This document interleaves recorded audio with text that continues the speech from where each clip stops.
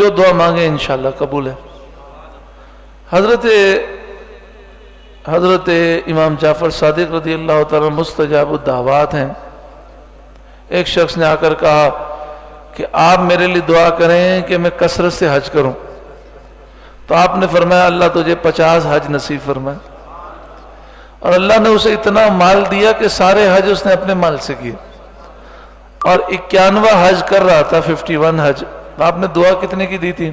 50 کی۔ تو اسی حج کی نیت سے نکلا، اس کا انتقال ہو گیا، اور جو حج کے لیے نکلا اس کا انتقال ہو جائے تو قیامت تک اس کے لیے حج کا ثواب ہے۔ حضرت امام جعفر صادق رضی اللہ تعالیٰ عنہ حج کے موقع پر جبل ابی قبیس پر جلوہ افروز تھے، جبل ابی قبیس پر۔ حضرت لیث بن سعد رضی اللہ تعالیٰ عنہ کہتے ہیں کہ میں نے انہیں دیکھا لیکن میں انہیں پہچانتا نہیں تھا، تو میں نے دیکھا کہ وہ جبل ابی قبیس پر بیٹھ کر یہ وظیفہ کر رہے ہیں۔ سب سے پہلے کیا پڑھنا ہے؟ یا ربی یا ربی یا ربی، اتنا پڑھا کہ سانس ٹوٹ گیا۔ پھر پڑھا یا اللہ یا اللہ یا اللہ، پھر یا حی یا قیوم یا حی یا قیوم، پھر یا رحمان یا رحمان یا رحمان، پھر یا ارحم الراحمین یا ارحم الراحمین۔ پھر انہوں نے دعا کیا کی، حضور نے فرمایا تھوڑی چیز چاہیے یا زیادہ چیز، اللہ سے مانگو تو اللہ ناراض نہیں ہوتا، خوش ہوتا ہے۔ دنیا والوں سے بار بار مانگو تو لوگ ناراض ہو جاتے ہیں، اللہ سے بار بار مانگو تو اللہ خوش ہوتا ہے۔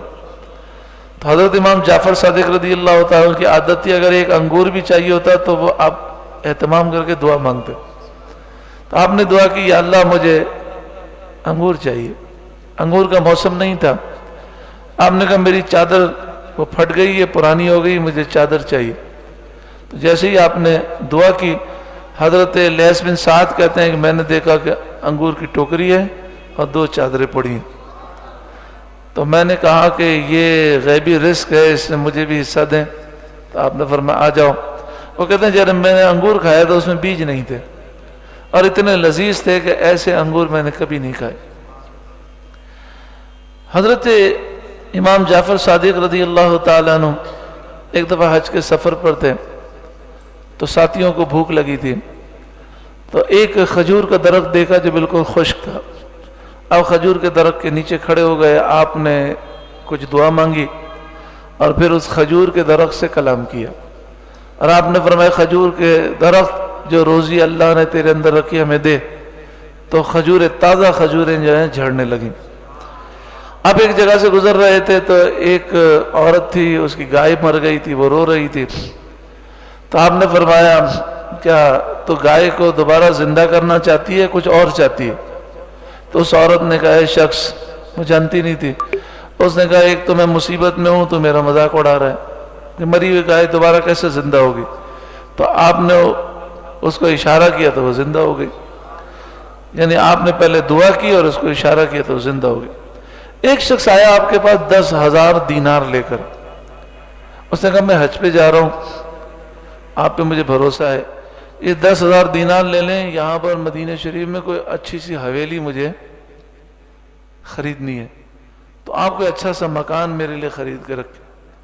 جب وہ واپس آیا تو آپ نے فرمایا کہ میں نے جنت میں تمہارے لیے ایک مکان خرید لیا۔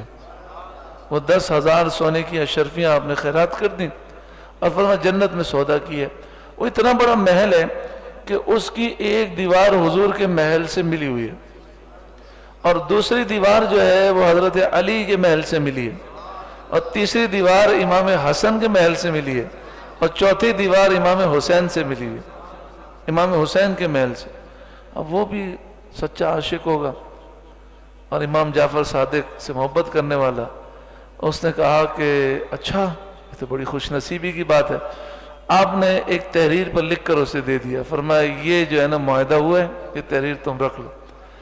تو وہ اپنے گھر گیا تو اس کو بخار ہو گیا، یعنی اس کی موت کا وقت قریب تھا، اس کو بخار ہو گیا، تو اس نے وصیت کی کہ یہ تحریر جو ہے کفن کے اندر رکھنا اور قبر کے اندر رکھنا۔